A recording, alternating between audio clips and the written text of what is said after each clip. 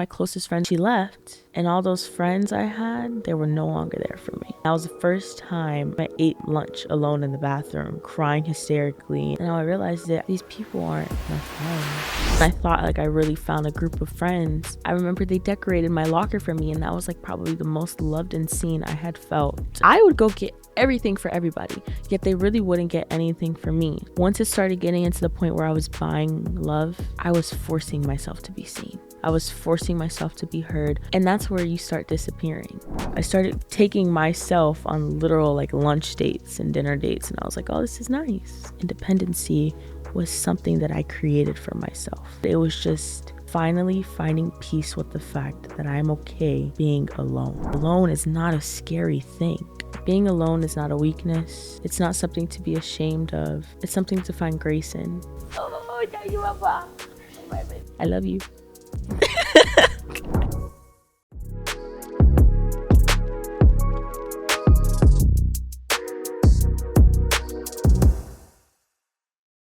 Hi everyone, welcome back to another episode of Rain Check. Today I'm going to be talking about something that profoundly shaped my life, the crucial distinction between being alone and feeling lonely. If you ever felt like you didn't know who you were, or if you ever felt like you just compromised your true self just to fit in, or grappled at the actual fear of not knowing what you're going to be like in life, or fear of facing everything on your own, this episode is for you.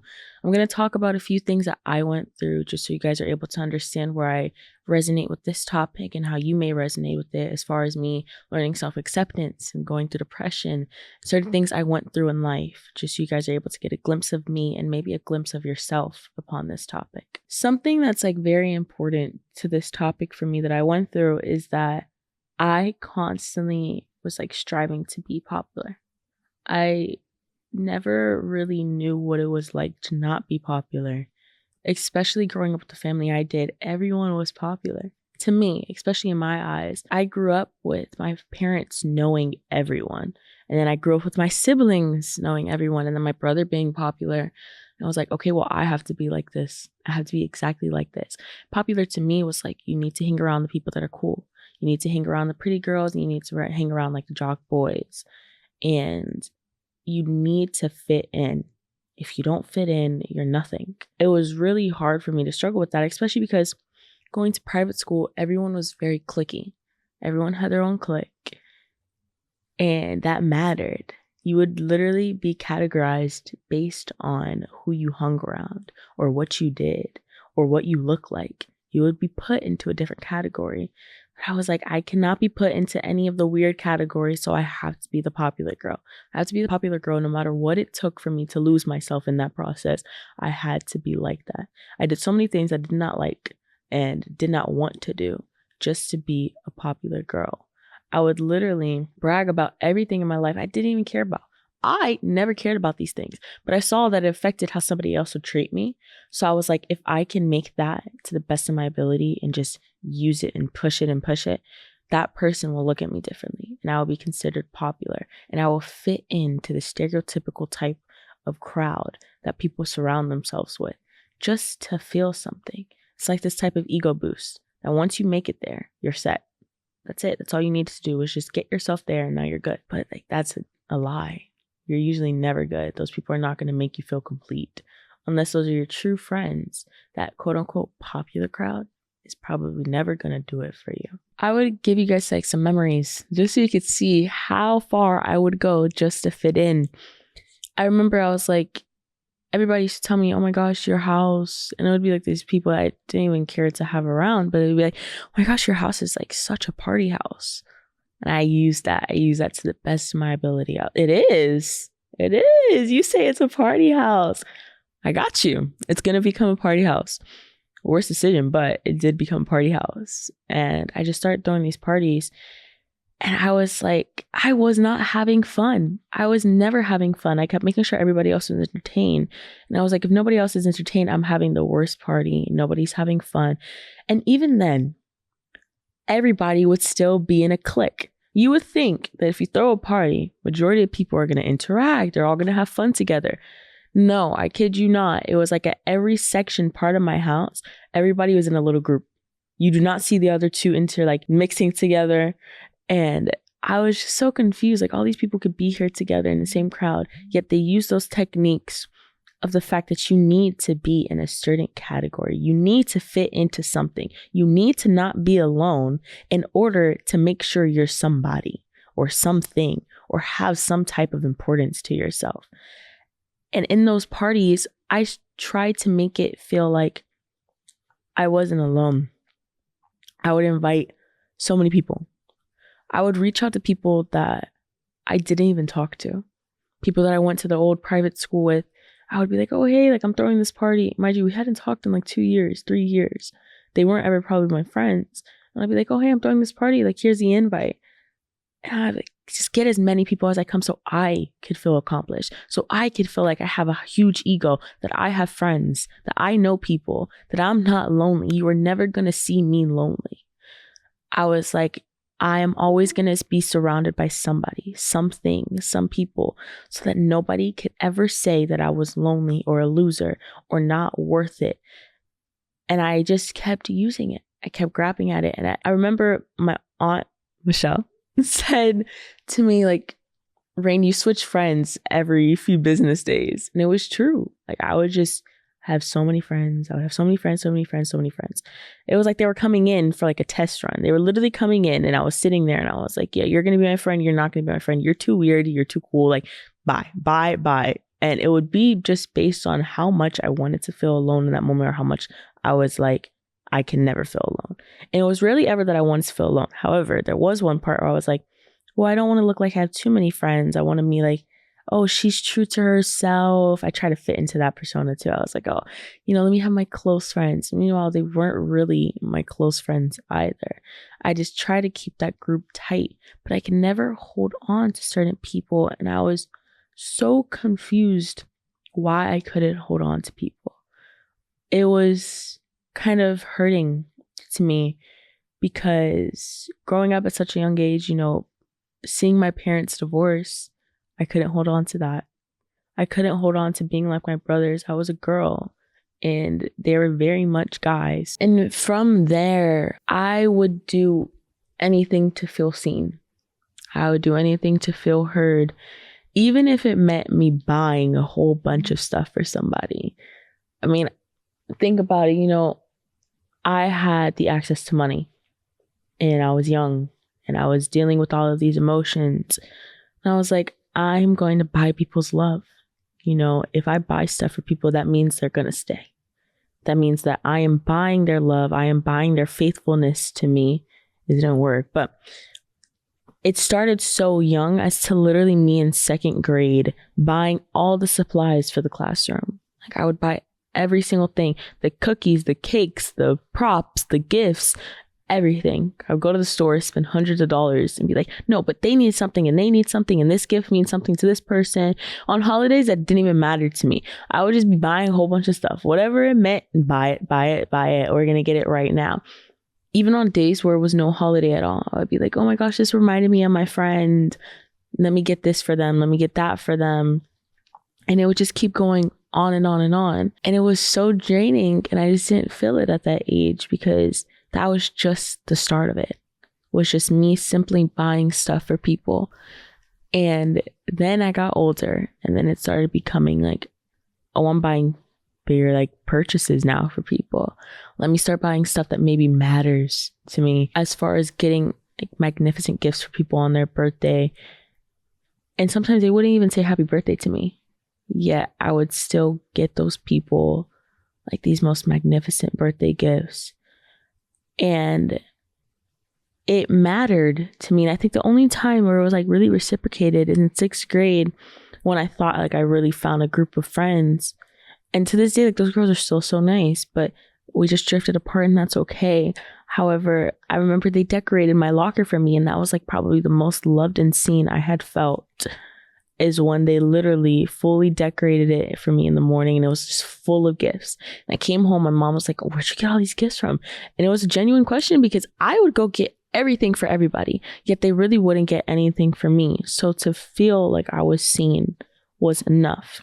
Yet once it started getting into the point where I was buying love for people, it started becoming, I was forcing myself to be seen.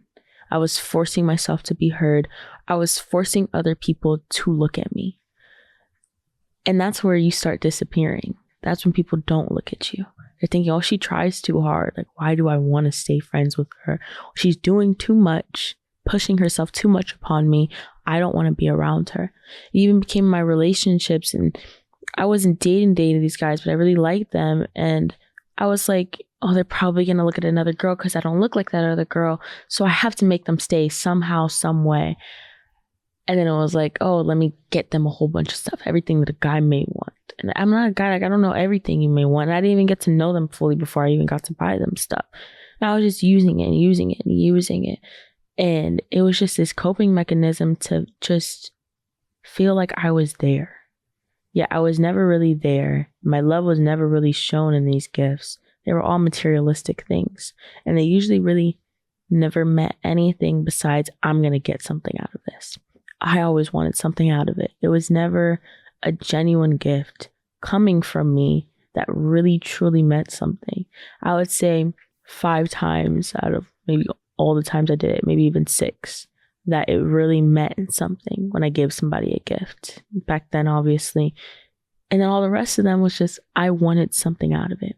And that was my selfishness side of it. I wanted to not be alone. I wanted to just feel like I had people around me, no matter how far I would go. And to me, like spending $100 on somebody is a lot. That's really far to go for somebody that wouldn't even care to say hi to you throughout the day. And that matters.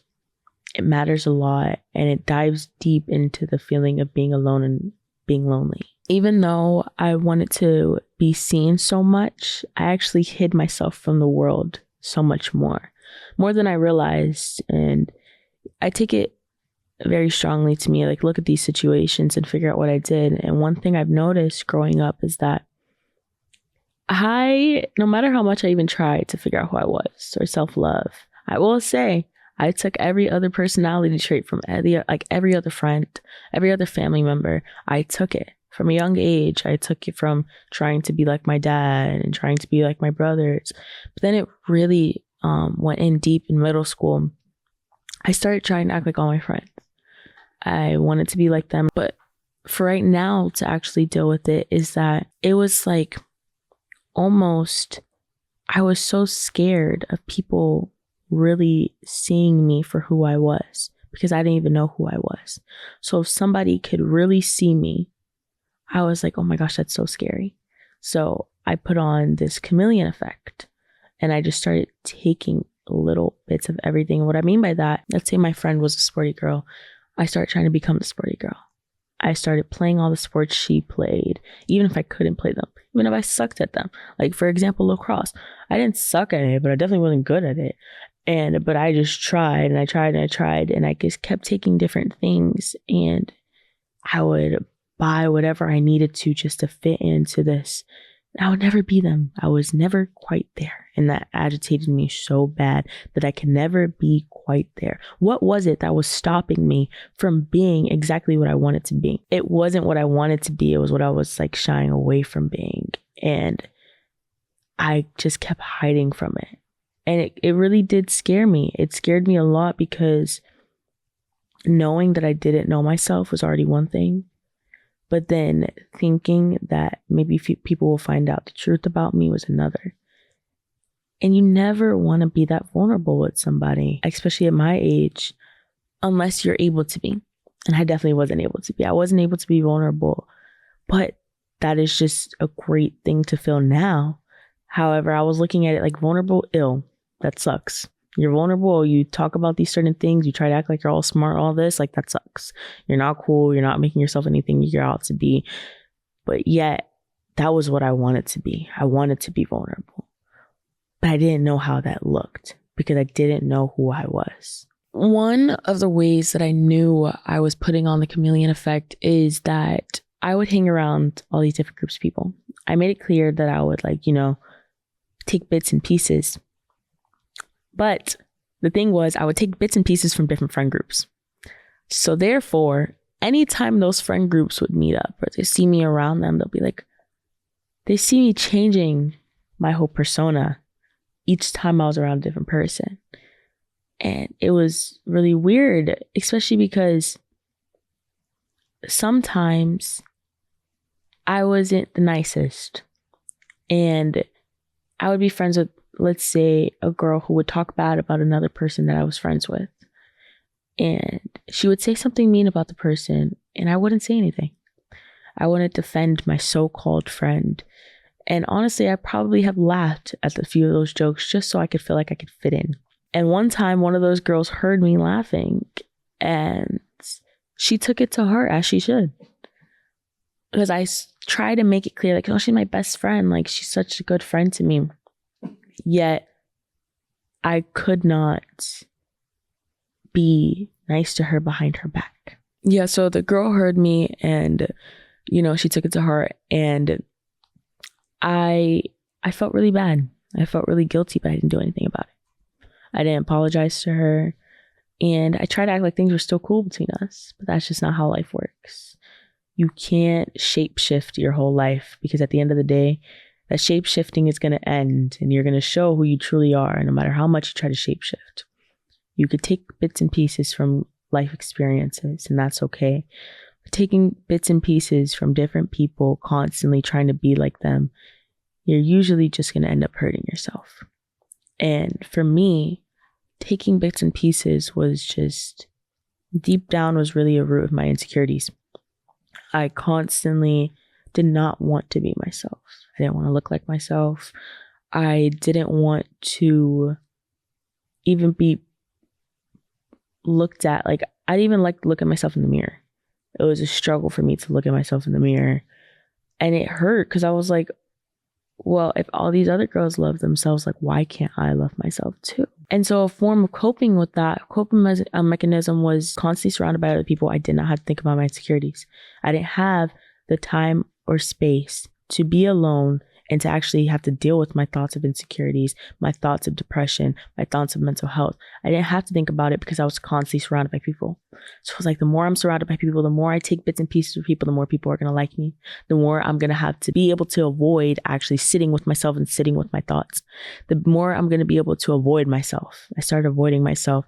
I started not even liking to just be alone, to the point where I would just sleep. Like, I would literally just sleep when I got home, because why would I just want to sit in my room and do stuff? I would always have to be doing something, even if I didn't like it. An instinct that I just took from when I was younger and just grew upon it and grew upon it and grew upon it. And being lonely was like the worst thing you could be to me.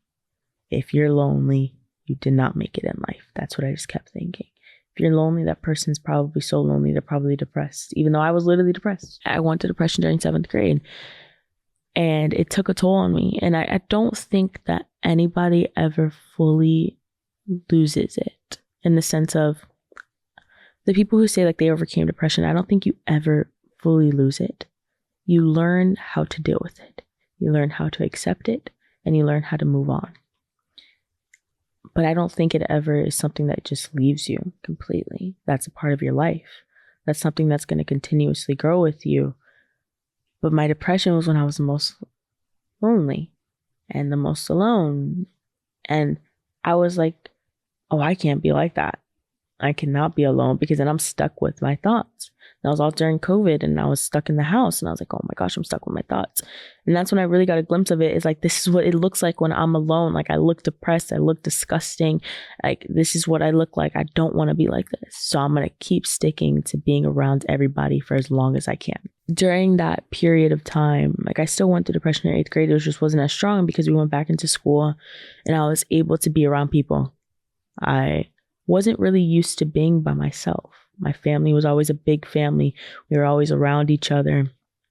I was always with my brothers. I was always with my friends. I was always going out somewhere. And the meaning of having like mental health struggles or not knowing who you are was just like weird to me. I was like, why would somebody go through that? Why would somebody have to deal with that? Why would you do that when you have the choice to not to? Even though you're losing yourself in the actual process of it. So I would say, once I shifted to homeschool, and this is different for everybody, you could do this going to school. You could do this going throughout daily life. You could do this as a mom or a dad. You could do this as just, let's say you're in your 20s, just doing your own life thing. You could do this at any stage of your life. It doesn't matter where you're at. However, for me, it occurred when I would say once I went to homeschool, could no longer be surrounded by people constantly. I didn't have that schedule to see people, put on a fake smile, go to school, be around the same crowd, leave, go back, not deal with my thoughts, do homework, surround myself with homework, surround myself with things. If I was with my thoughts, let me sleep it off. I had no longer that choice to even be able to do that. And I had to deal with my emotions. I had to sit with my thoughts. And it hurt at first. At first, it was like, wow, like my mind is dark. Like I have all these random thoughts. I have all this just stuff that I can't even handle right now. Yeah, I could handle it. It was just that it was so piled upon. And I never took the time to deal with it one at a time, that I would just deal at it all at once. And I had to deal with it all at once, and it sucked. At first, I was like, oh, this sucks. But then I realized, like, wow, this is beautiful. This is a part of my journey. I get to experience this. I get to embrace solitude. I get to be okay with the fact that at the end of the day, I'm always going to be here for myself. Through it all, through all the chameleon effects, through all the popularity stages, through all the weirdo stages, I am always here for myself. Actually, I would say when it clicked is after I told you my best friend at the time in school, this is right before I chose to go to homeschool, is that girl, she got expelled, whatever. I would say she was probably one of my closest friends, no matter how much hardship we went through. She was usually always there for me. And then she left, and all those friends I had, they were no longer there for me. And that was the first time, I'm used to sitting at lunch and being around like, a big group of people. That was the first time I ate lunch alone in the bathroom. And I was just like crying hysterically. And I was like, oh my gosh, like I have nobody here with me. Why do I feel like this? And now I realized it. I was like, these people aren't my friends. There's only a certain amount of people that like really are my friends. And if I leave, even for 30 seconds, they wouldn't notice. If I left for a whole week, they probably wouldn't notice. Maybe only 2 or 3 out of those 30, 40 friends I had would have noticed. And it was a realization moment for me to realize, out of everything I went through, out of all of that, I took out of my body, my precious body, to help somebody else, to give somebody else acceptance, to give myself acceptance. It wasn't even my type of acceptance. It was my acceptance to fit into society's way of life. It wasn't just society in general. It was like my private school way of life. So that was what I mean by society. And so back to what I'm saying now is I really did have to prioritize solitude. And it came little steps by step. I had to do it every so often. It took time.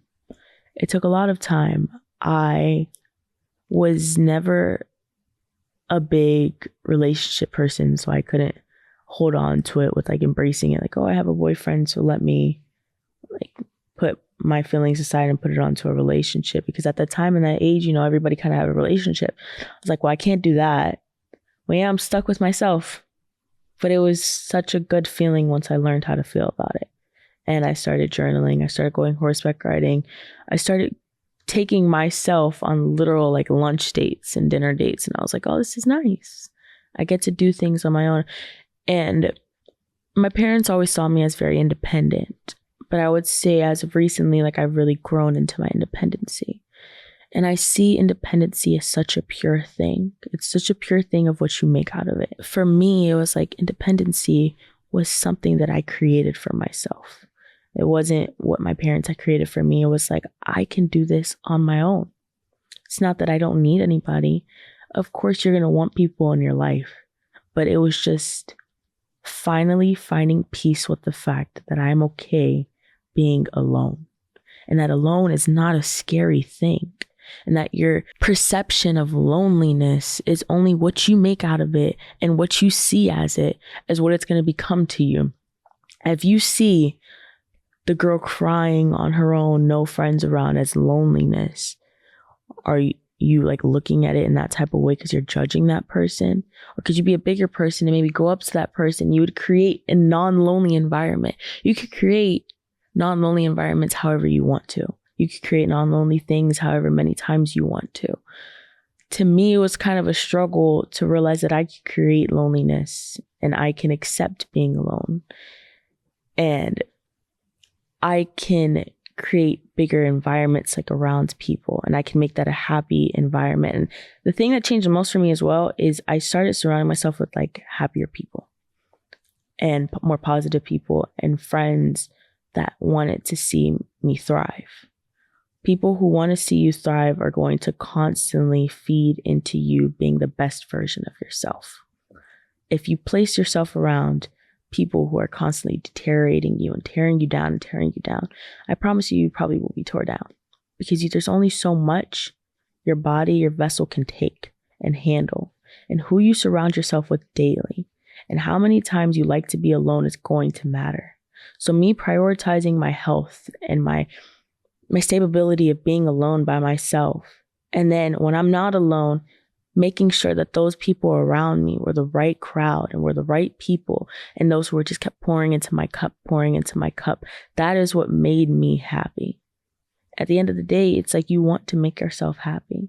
And those are the things that you could feed onto and make yourself happy with. And it was a realization that I don't have that many friends. And that's okay. I have people I know. And it's weird because younger me would have looked at you like, girl, you're such a loner. And we would literally look at me like, wow, you have no friends. But me now, I'm like, that is the most amazing thing I have for myself.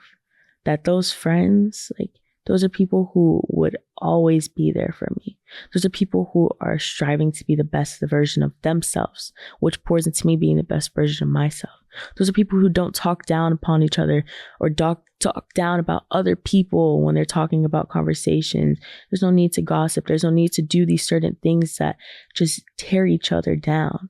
Because whether you realize it or not, that impacts who you are as a person. It really does. And those experiences in life really do impact you. And I never would have thought, from me being 13, having all these friends, I really kid you not, I probably had 30 friends.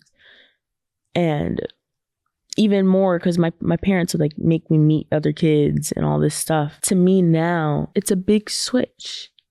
But I could tell you I was definitely sad and lonely when I was 13. But lonely with a big group of people around me, which is so weird that you could feel so lonely with even a big group of people around you. Yet now I'm 17 and I have my few close friends and my family, and that is all that I want for myself. And that's all that you could possibly want for yourself as well. As you're watching, I want you to know that it's okay to take this step by step, but it's also okay to challenge yourself. To put yourself in a predicament might make you feel uncomfortable, but yet it might better you in the end. For the first time, instead of just trying to fit in or trying to surround myself with people who didn't fulfill me or didn't make me feel wanted or wanted to be there, I let myself be alone. I let myself feel it. And at first it was scary and I didn't know how to handle it. But then I stopped seeing being alone as so embarrassing and as so weird. And I allowed myself to just be in the moment and to just feel it. And it really helped me gain knowledge upon loneliness and alone. So at the end of today's episode, if there's something I want you to take from it, it's that being alone is not a weakness. It's not something to be ashamed of. It's something to find grace in. Grace in just solitude in general. It's okay that you may not have a million friends. It's just making that up. But it's okay to just be you and to be alone. And that's okay. Just be where you are. Find grace in that. Figure out things about you that you've forced to find out about somebody else so quick that you may have been able to take the time to know about yourself. There's so much that I forced to know about somebody, yet those are questions I probably should have been asking myself. Take the time out of your day to ask yourself those questions that you're just needy to know about somebody else. At the end of it today, I just want to say thank you for listening. And again, thank you for being so vulnerable and allowing me to be so vulnerable with you. And again, everybody is on this journey together. So whether you realize it or not, we are all on a journey of life. So I hope you have a good day or night. And thank you for watching Rain Check. See you next episode. I love you.